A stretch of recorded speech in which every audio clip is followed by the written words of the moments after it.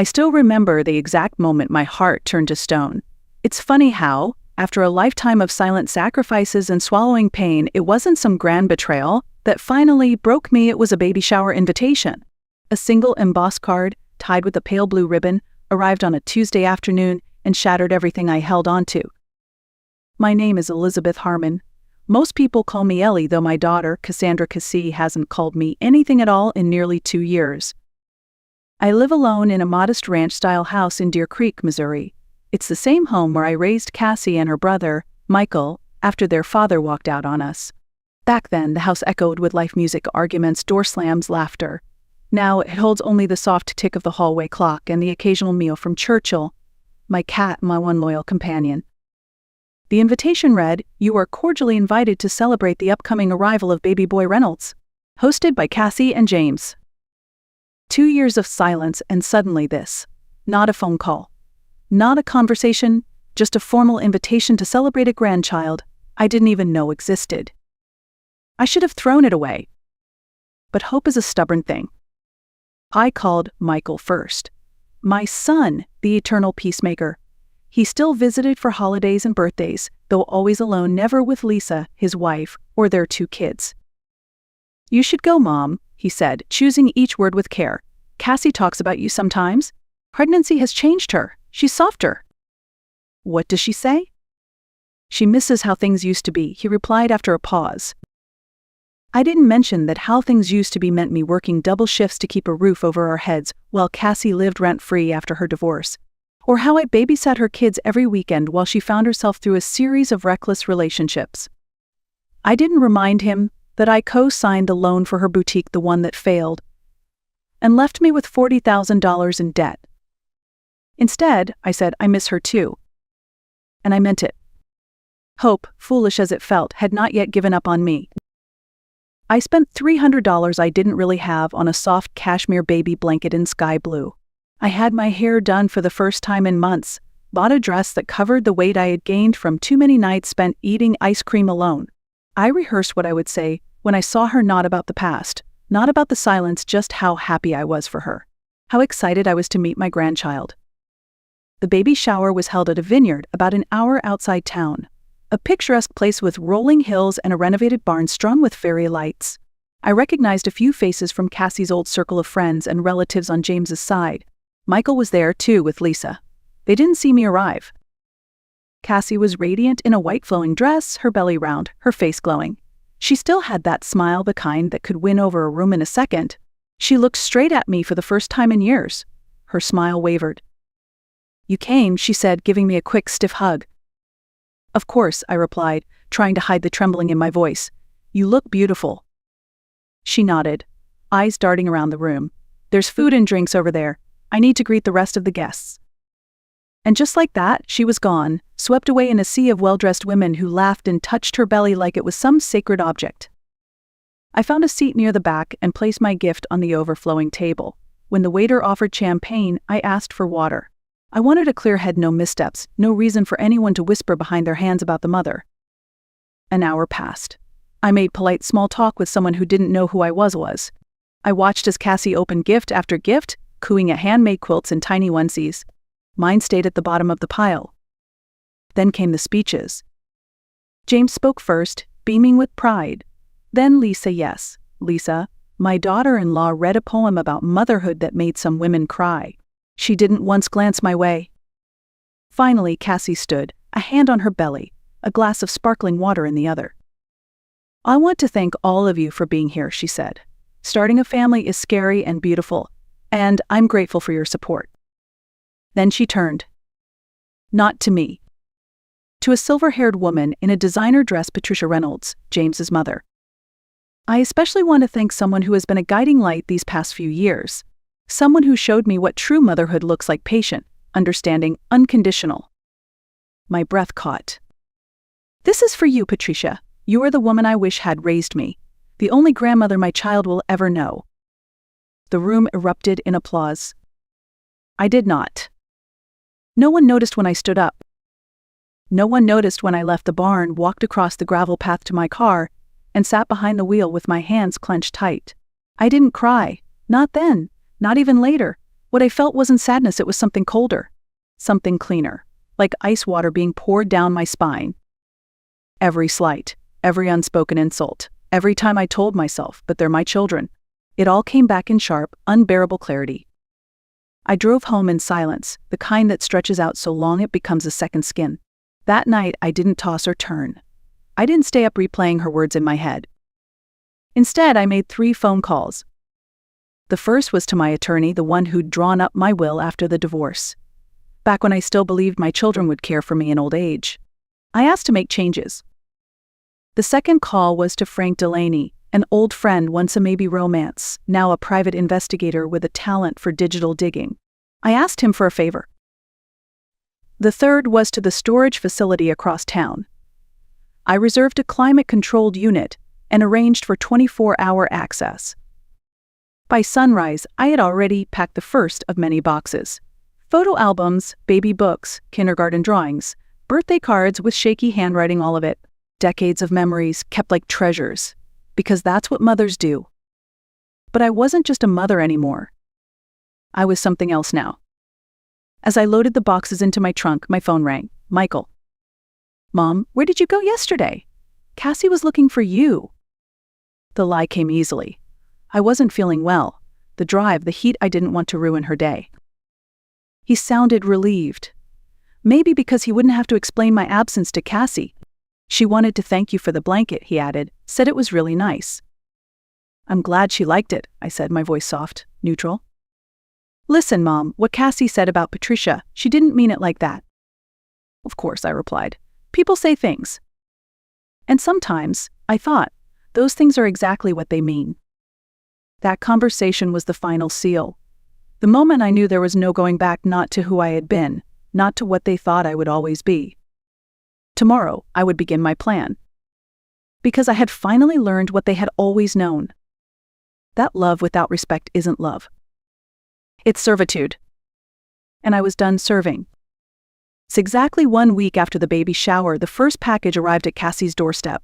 So I'd sure it required a signature delivered at 9 a.m., just early enough to disrupt their morning, but not early enough to be called rude. Inside was a single leather-bound binder. On the front, embossed in gold, financial records, Cassandra Reynolds, 2015 to 2023. There was no note, no explanation.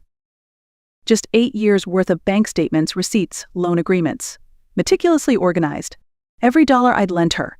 Every bill I'd covered. Every last-minute rescue mission I quietly handled.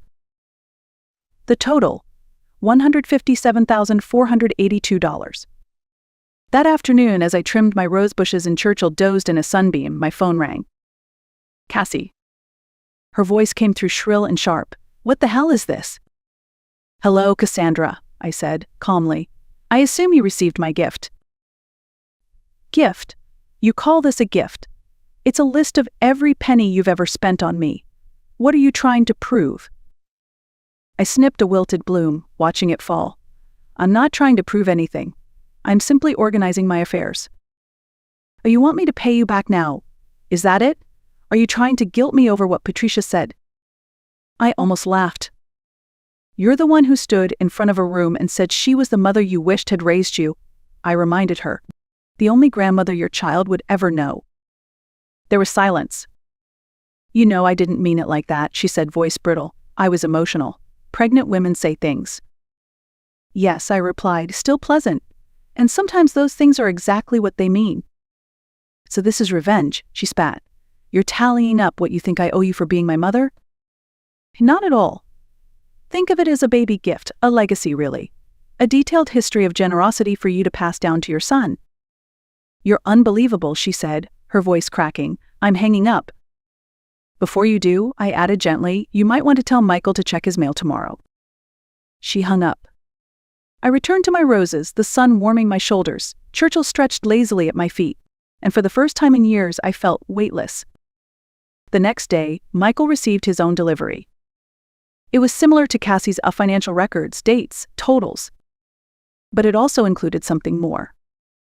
Printed emails, texts, conversations between him and Cassie discussing the mom situation. Jokes about my emotional neediness. Warnings to keep their kids away from me. Plans to exclude me quietly, without confrontation. Frank Delaney had done excellent work. Michael, as always, had been sloppy with his passwords. His call came in the evening. His voice was quiet, controlled. "Mom, what are you doing?" "Hello, Michael. Did you get something interesting in the mail?" A long pause. "This isn't like you."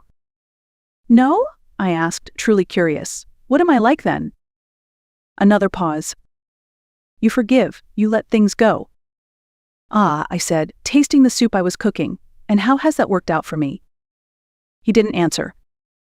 And for once, I didn't need him to. The next morning, 2 identical manila envelopes arrived at Cassie's and Michael's homes. Inside each was a copy of my new will dated the day after the baby shower. It was clear, unapologetic. 50% of my estate, my home, savings, life insurance would go to the local animal shelter where I volunteered. 25% would fund scholarships for single mothers at the nearby community college. And the remaining 25%, a trust reserved for any grandchild who chose to contact me after turning 18. There was nothing for Cassie. Nothing for Michael. I also included documentation of the irrevocable trust I had set up, one that made it nearly impossible to contest the will. I had learned my lesson. Thoroughly. Cassie called, screaming. I let it go to voicemail. Michael texted, "We need to talk." I didn't reply. Instead, I prepared the final delivery. This one was heavier, symbolic. 3 large boxes, delivered with care, addressed to each of my children. They contained photo albums, baby books, art projects, birthday cards, school awards. All the evidence that I had been a present, loving mother, that I had shown up, documented, cared. But there was one difference. Everywhere my name had once appeared to Mom Live Elizabeth, proud parent, Ellie Harmon, I had replaced it. Digitally, permanently. With the name Patricia Reynolds. Each photo where I had stood proudly beside them first days of school, piano recitals, science fairs had been edited. My image carefully removed, replaced with Patricia's elegant, silver-haired figure, the woman Cassie had said she wished had raised her. 3 hours later, Cassie appeared at my door. She was red-eyed, holding one of the altered boxes like it might shatter in her hands. Michael followed closely behind. I opened the door, blocking the threshold. Cassie didn't even say hello. "How could you do this?" she demanded. "These were our memories." "Were they?" I asked calmly. "You seem to prefer Patricia in them." Michael looked around the living room, confused. It had changed. I had taken down all their photos, packed away their knickknacks. The space was clean, orderly, almost sterile.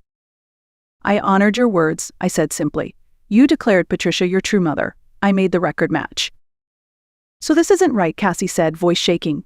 "It's manipulative. It's sick." "Is it?" I asked. "You stood in front of a room of people and erased me with a smile. Was that any different?" Michael tried to interject, his hands raised like a referee. "Mom, what Cassie said was wrong. We both know that, but this is too far." "What's too far, Michael?" "Keeping a record. Responding without tears." I wasn't angry. I wasn't even hurt. I was simply done. "I don't want apologies. I don't need explanations. I'm not here to be your punching bag or your backup plan." They stared at me like they didn't recognize the woman in front of them. Maybe they didn't. Maybe, for the first time, they were finally seeing me not the mother who gave endlessly, but the woman who had nothing left to give. Cassie dropped the box onto my coffee table with a loud thud. A few altered photos spilled out her 5th birthday party, her high school graduation, all of them now featuring Patricia. "This is sick," she said, her voice shaking. "You photoshopped our childhood." I gestured for them to sit, calm as ever. "I honored your reality, your words. I made our history match the roles you chose for me and for her." "This isn't reality," she snapped. "No?" I asked. "You stood up and told a room that Patricia was the mother you wished had raised you, that she would be the only true grandmother to your child. I'm simply adjusting to that truth." Michael stepped in, always the mediator. "Mom, we know Cassie messed up, but this," he pointed to the photos, "this isn't the way." "What is the way, Michael?" I asked. Should I have cried in front of everyone? Should I have begged Cassie for respect? Should I have pretended I didn't hear it? He had no answer. Cassie began flipping through the photos, her hands trembling. "How did you even do this? There are hundreds of them." "I had time," I said, "and motivation." She looked up at me, eyes red. What do you want from us? Is this supposed to hurt us? Make us feel guilty? I paused before answering. No, Cassie, not guilt. Not even pain. This isn't about emotions anymore. It's about truth. About consequences. About the stories we tell ourselves and the ones we live. Michael ran a hand through his graying hair. So what now? You cut us out of your will. You erase yourself from our memories? You keep ledgers of everything. What's the endgame here? Nothing, I said. I want nothing from either of you. That's the point. They stared at me, confused. I've spent decades wanting to be seen, to be included, to matter. I'm done wanting. I'm done hoping. I'm done accepting treatment from you both that I wouldn't tolerate from strangers. Cassie clutched her belly. So that's it? You're abandoning your own children? Your grandchild? I looked at her, clear-eyed. Abandonment requires obligation. You've both made it clear I am nothing more than a placeholder, an afterthought. I'm simply accepting that. Michael stepped forward. This isn't like you. The version of me you knew, I said, was a role I played, a mother who gave endlessly without expecting anything in return. That woman no longer exists. Cassie's voice turned desperate. We can fix this. We can talk it out. There's nothing to fix, I replied. This isn't a punishment. It's a boundary. One I should have set years ago. I walked to the door and opened it. You should go. Michael hesitated. Will you at least think about coming to the funeral? For closure. I found my closure 2 years ago, I said, when I finally accepted that the children I raised were not the adults I'd hoped they'd become. They left. I didn't watch them drive away. Instead, I poured a glass of wine and sat on my porch, Churchill curled at my feet. The house was quiet. The peace profound. That night I slept soundly. No dreams. No regrets. Just the kind of rest that comes when a weight you didn't know you were carrying is finally gone. The next day, I changed my phone number. The day after that, I closed all my social media accounts. Within the week, I started volunteering at a literacy center, something I had always wanted to do, but never had the time for between Cassie's crises and Michael's requests. My days slowly shifted into new rhythms, mornings with adult students learning to read, afternoons in the garden, evenings curled up with Churchill, and a book one had long meant to finish. 3 months passed. Fall arrived in a blaze of orange and crimson. I planted tulip bulbs, daffodils, 2 tiny promises buried beneath the earth, waiting for spring. Cassie never called. Michael didn't write. And for once, I didn't wonder why. Then, one quiet afternoon, I received a card in the mail. A birth announcement. Alexander James Reynolds, 7 L's, 4 O's, 21 inches long.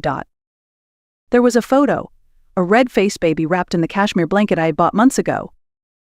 On the back, in Cassie's handwriting, your grandson, if you want to meet him, call me.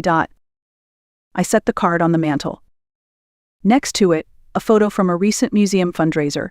Me, surrounded by new friends, smiling in a way I hadn't in years. I looked at Alexander's picture. I felt something.